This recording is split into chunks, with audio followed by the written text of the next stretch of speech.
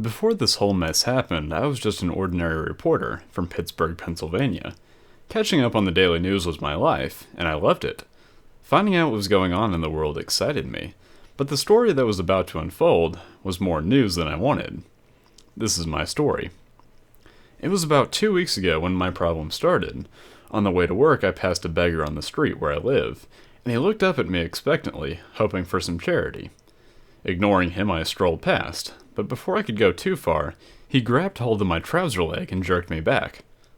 "Please," he murmured, barely audibly. Pulling myself away from his weak grasp, I said, "Let go, I haven't got any money on me." But as he released his grip, coins chinked in my pocket. I reddened and hurried away.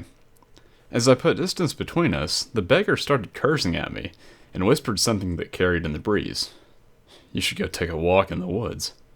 The following Saturday, I took a hike near where I lived.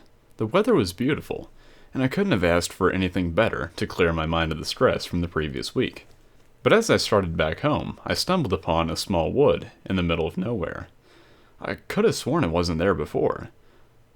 Did I not see it as I came past? I remembered what the vagabond said just a few days before about taking a walk in the woods, and I shivered. It was creepy, but just a freak coincidence. I tried to walk around, but it seemed to stretch on forever. I couldn't understand it. There was a well-worn path through one section, however. I tried to decide where it led. I wish I'd never seen that wood. As I started to enter the wood, the temperature dipped sharply. That's odd, I thought. It had been warm sun all day. How could it have gotten cooler? I shivered again, but continued onwards. The whole wood was gloomy and foggy, and the trees were mostly blackened, like they had been burnt. Quite menacing. I seriously considered turning back, but my curiosity got the better of me. At that moment, I heard something in my head. It was hard to make out.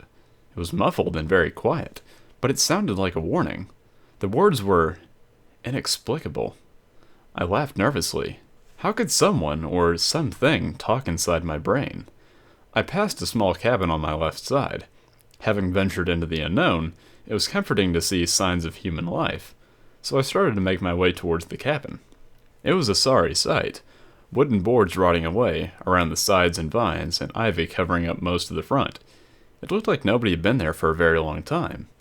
I started to abandon any hope that there was anyone living there, but stepped closer. I heard the voice in my head again. It was still muffled, but now rushed, and the threat was clear. I halted. This time a word was discernible. "Go." I don't know why I didn't stop. I was such an idiot. 10 paces, 5 paces. I reached out for the rusted copper handle, breathing quickly in anticipation. And as I touched it, my mind jolted and swayed like I had just done something very wrong. There was the rushed voice again, but now inaudible. Seriously freaking out at this point, panic gripped me, and I turned and ran.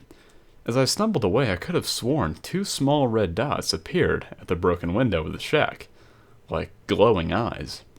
I couldn't be sure, but I didn't stop to take a second look. As I approached the city, I couldn't shake off the feeling that I was being watched. I didn't tell anyone about my experience in the woods when I got back to my apartment, not even my girlfriend, but I'm sure she didn't forget about it. Over the next few days, from dawn until dusk, I kept hearing the same muffled voice inside my head. I had nightmares about the cabin every night, about what may have been inside, about what I could have seen. Then, while typing out a report in the office, I found myself writing repeatedly, "You had a chance. You had a chance. You had a chance." Next thing I knew, I was in the hospital. Apparently I had collapsed with convulsions. At one point, I had punched one of my friends in the nose, while delusional. I have to admit, I wasn't taking the encounter in the woods very well. Then, the doctor told me that during my seizure, I had murmured 2 words over and over again. "It's coming." Shortly before I was discharged from the hospital, I got a message that my boss was letting me off for a while to get my problem sorted. This meant, "You're fired." So now I've lost my job to a stupid ghost story. Great.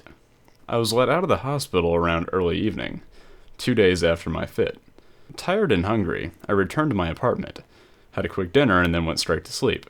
My girlfriend had gone out for the night to party with her friends, so I was alone. Or so it seemed. At 2 o'clock, I jerked awake screaming. I switched the light on and calmed down quickly, telling myself that it was just another nightmare. Nevertheless, this one had been particularly real. I was back in the cabin at the woods, and the door had opened, and the muffled voice had whispered, "You." Then the door had slammed shut, and just a few moments later, a large body brushed past my shoulder and made its way towards the edge of the wood. It snarled like a wolf, and that's when I woke up. Unable to sleep again, I made my way downstairs to the kitchen. I switched the radio on. Classical, not really my style, but I was grateful to break the silence. I splashed my face with cold water at the sink a few times and looked at myself in the mirror. I looked exhausted. I hadn't really slept in days, but who could blame me? The music had abruptly stopped. I flipped around, but there was no one there. Had the radio fused? Next, the lights burned out above me, leaving me in complete darkness. Terrified, I heard the front door open and quickly close again. It didn't sound as though anyone had entered, but I knew I wasn't alone anymore. The lights flickered on again, and I didn't notice any change at first, but as I glanced in the mirror, I saw a picture on the wall behind me. The one of me and my girlfriend on our first date. My girlfriend's striking blue eyes had been replaced by a malevolent red glow. Her beautiful smiling face was twisted and contorted. Her mouth, a gaping, blacker than black hole. I turned screaming, and nearly blacked out as I stared into the blood-curdlingly deep, breathing mouth of a revolting, fetid specter, hovering directly in front of me. It whispered one more time, but not in my head. "I warned you." The only thing I remember is the striking pain as it bit into my arm. Then the blackness mercifully claimed me. Woken by the blindingly bright sunlight of morning, paramedics were towering over me, fussing over my wounded arm. One of them dropped a sealed envelope on my lap, but they didn't say anything. I looked over at my arm and retched when I saw how bad it was. When I got to my bearings again, I could see that I was lying on a stretcher in front of my apartment. My burning apartment. Firefighters were crowded around the sides of the building, spraying huge jets of water on it. The chances of moving back were pretty slim. The cause of the fire was never agreed. But I know. My kindly neighbor agreed to take me under her wing for a while, so at least I'd have a roof over my head, but I'd be alone. The envelope contained a letter from my beloved girlfriend. She was moving to New York. Thought it would be better if I was left alone to recover from my delusion. This meant, "I'm dumping you." I cried for a while. Then there seemed to be little point. A week later, I received news that strangely held no surprise. The doctor had told me I had developed an aggressive cancer, and it seemed to originate from the wound on my arm. They'd never seen anything like it before. It was spreading at such an incredible speed. And they couldn't do anything for me. It would gradually eat me away, and I knew that I didn't have much time left. That malodorous beast had taken my life. At least it has left me in peace. As I walked back to my neighbor's house, I saw the beggar at the start of my story, sitting in the same place, across from the road as before. He seemed to be in an even worse state. With tears in my eyes, I realized everything I owned had been destroyed. I was no better than this vagabond who had cursed me. I swallowed back the emotion and turned to glance at the beggar again.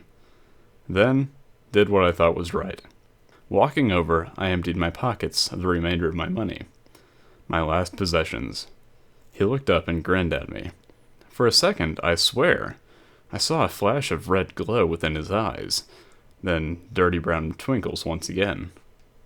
"Thanks," he said, as he took the money. Again, a brief red flash. My imagination had nothing more. But I couldn't be sure.